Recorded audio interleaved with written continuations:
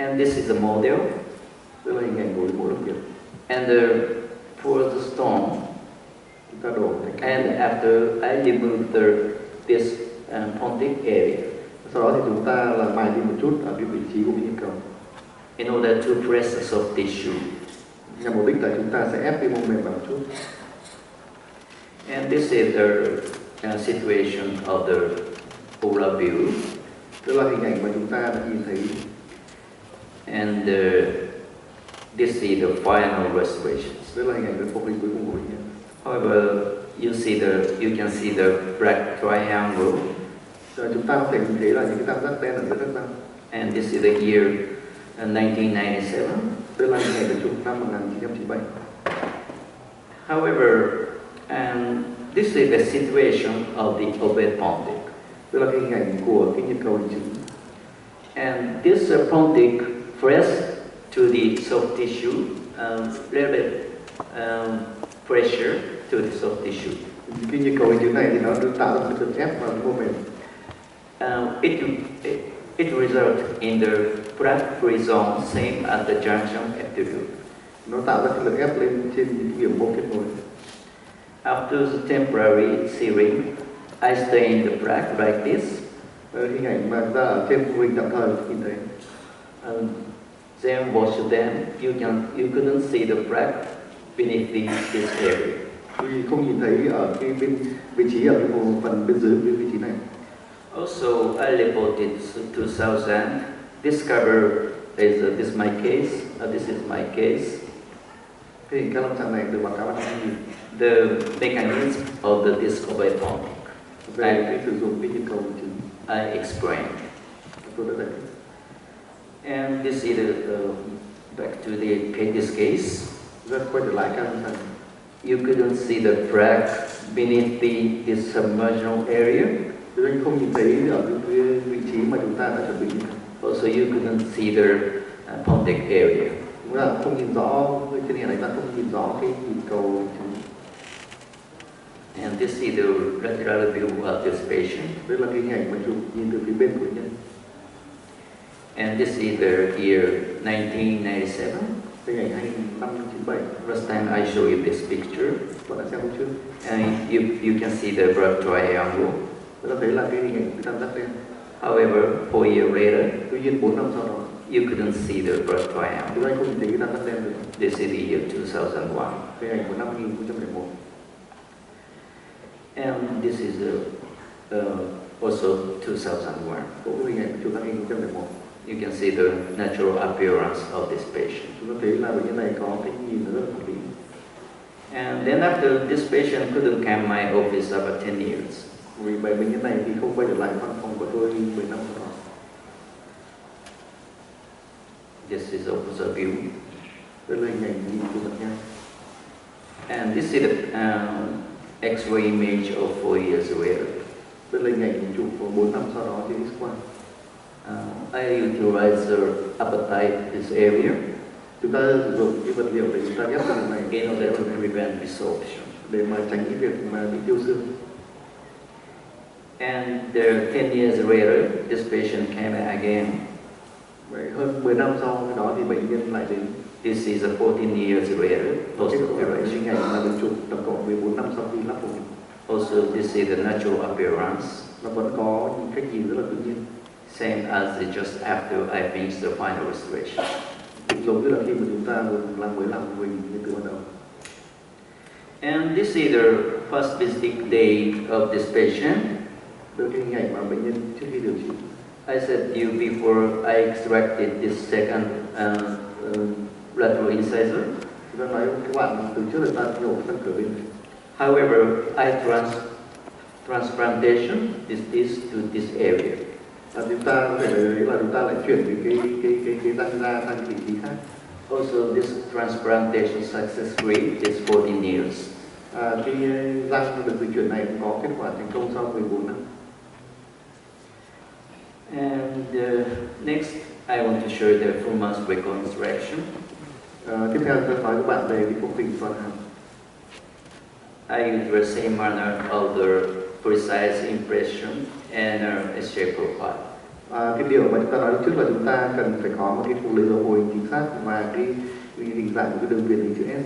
This is the picture distinct day of this patient. Đây là cái ngày mà trước khi điều trị bệnh nhân này. She needed the full mouth reconstruction. Bệnh nhân này cần được phải tái tạo lại toàn bộ hàm. And this is the opposite view. Đây là hình ảnh nhìn từ phía mặt nhang. And this is the X-ray image. Đây là hình ảnh X-quang của bệnh nhân. She lost to posterior region. Bệnh nhân này bị mất răng ở vùng phía sau. Upper jaw. Trên. And this is the final result. Đây là kết quả cuối cùng của bệnh nhân. You can see the black margin like this. Chúng ta có thể thấy là một số vị trí là có cái đường viền lợi màu đen. Due to the lack of the soft tissue resulting in this black margin. Bởi vì là do vị trí này nó thiếu lợi, nó gây ra cái sự hở đường viền ở bên màu đen. And also previous doctor removed periodontal ligament. Bởi vì cái bác sĩ điều trị trước đó thì đã lấy mất cái dây chằng quanh răng đi rồi. So I couldn't place margin deeper area. Chúng ta không thể đặt cái phục hình nằm sâu hơn được nữa. This is the year 2008. Đây hình ảnh năm 1909. And also for this patient, I utilized implantation. Bệnh nhân này cũng cần được phải đặt implant. Flat breast method. Bằng cách đặt mà không lật vạt cái chính vị trí khoan. And raise the sinus floor. Và cái phía bên cạnh thì bên thành bên chúng ta phải nâng cái xoan lên. And then after I inserted the suite implants this area. Chúng ta được đặt 3 cái implant vào cái khu vực này. This picture 2005. Để chụp năm 2005. And this is the final result of this patient. Đây là cái hình ảnh cuối cùng của bệnh nhân. And here is the area of the sinus suite. Đây là hình ảnh vị trí của đường vân xoan. And finally, all of them are strengthening each other. This lower jaw. Và phía hàm dưới thì tất cả những cái phục hình trên răng chúng ta liên kết đúng lại với nhau. From the view of the strength, to avoid the strength of the occlusion. Để tránh cái sự mà di chuyển khớp cắn. And before and after. Hình ảnh trước và sau khi điều trị. I regenerated a lot of bone for this patient. Bệnh nhân này thì cần phải là tăng khối lượng xương để mà có thể là phải ghép implant. And this either just after finished the final restoration, and this picture shows 3 years later. Và hình ảnh bên dưới là 3 năm sau khi điều trị. You can see the disappear the black margin like this. Chúng ta thấy là cái đường viền lợi đã bị mất cái hình ảnh màu đen. And this is the lateral view. Hình ảnh nhìn từ phía bên. All of them are made by PFM plan also. Cả chụp này đều được làm vật liệu từ kim loại. And this is the occlusal view of this patient. Đây là cái hình ảnh nhìn từ phía mặt nhang của bệnh nhân. You couldn't see the metal. Chúng ta không thể thấy kim loại trong trường này. However, all of them are made by PFM crowns. Tuy nhiên tất cả chúng đều là từ kim loại. I recommend PFM crowns also. Tôi khuyến cáo làm chụp sứ kim loại. Because the structure of the metal corresponding to the weakness of the occlusion. Nó tránh cái sự mà bị đứt vỡ do cái mặt nhang. And this is the 7 years later. Hình ảnh 7 năm sau khi điều trị. Most of their some recession area, however, most of all nitrate. Chỉ có một số vị trí thuận lợi thôi, còn đa số thì rất là ổn định. And this is the result of this year. Tức là hình ảnh là điều kết quả rất là tốt. 7 năm sau khi điều trị. And I want to address implant processes. Tôi sẽ muốn nói với các bạn một chút về cái phục hình trên implant, especially in the aesthetic zone. Đặc biệt là cái vùng thẩm mỹ. And this patient needed the 2 implants. Bệnh nhân này thì cần 2 cái implant. Due to the root fracture. Bởi vì bệnh nhân này có gãy chân răng. And I removed the 2 central incisors. Tôi đã nhổ 2 răng cửa chính của bệnh nhân ra ngoài. And this is another case. Nowadays, I make impression by using this 3M system. And đây go ahead. là một trường hợp khác của tôi lấy dấu sử dụng cái hệ thống của 3M.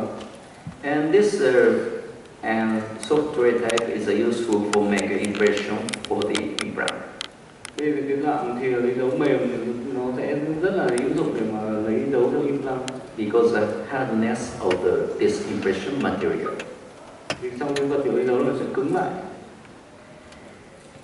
And this picture shows this patient, and you can see the year 2007 and 11.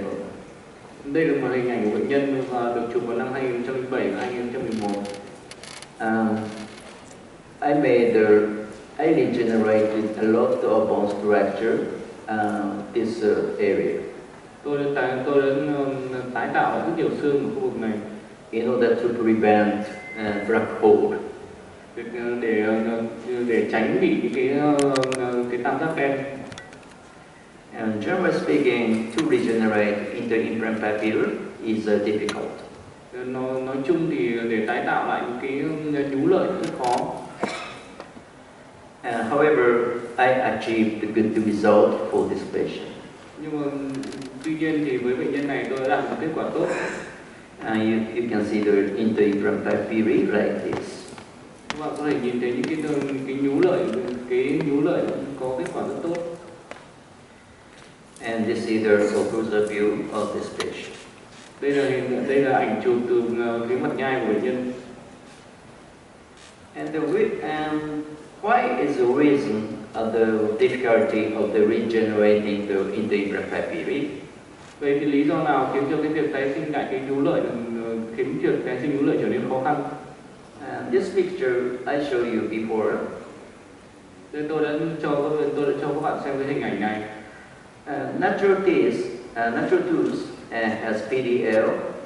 Có những cái răng tự nhiên thì có dây chằng quanh răng.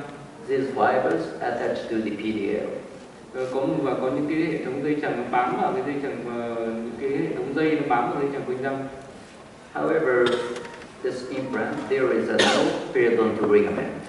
Nhưng với implant thì không có những cái dây chằng hệ thống dây chằng quanh răng.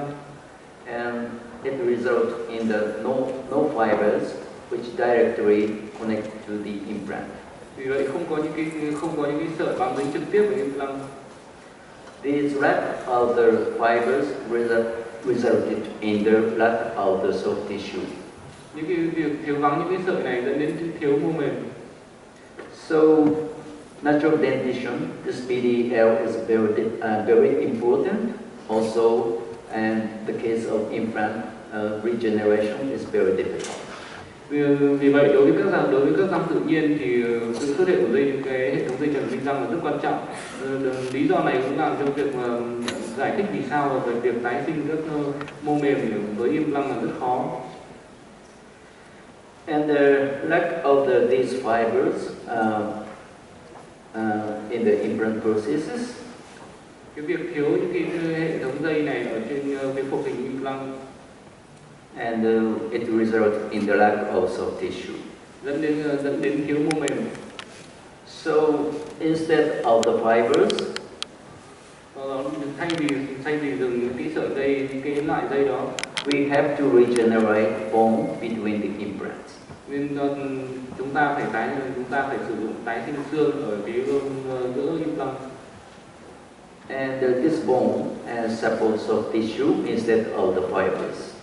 Và những cái xương này sẽ có vai trò thay thế cho những cái sợi bám với implant. And you can see the good result of this patient.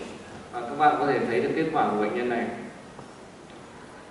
So, and just finished 1 hour. I will take a rest.